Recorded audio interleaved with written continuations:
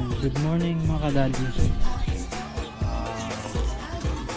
Samahan niyo ako maglagay ng Koso temperature gauge para sa lake natin. So pagandaan to guys is makikita natin dito kung mainit na talaga yung temperature, para at least pagka mainit na dahil ito Koso brand. Ito yung gauge, ito yung papunta sa hose, ito yung pinaka sensor. Wala lang to guys,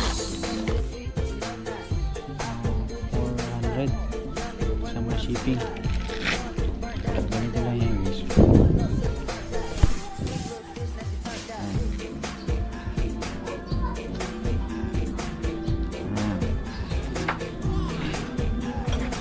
Tapos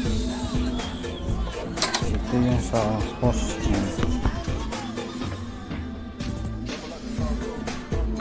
Tapos bumili na ako ng holder para sa gauge.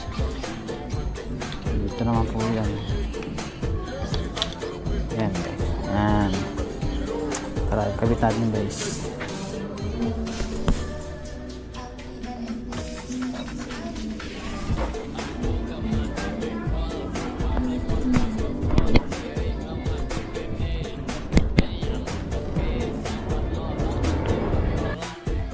Yan guys, may kabit na yung temperature natin Koso.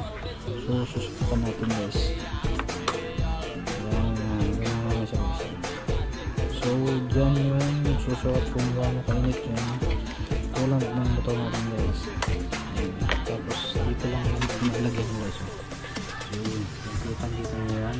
Ayan, tago tapos yung wire dito.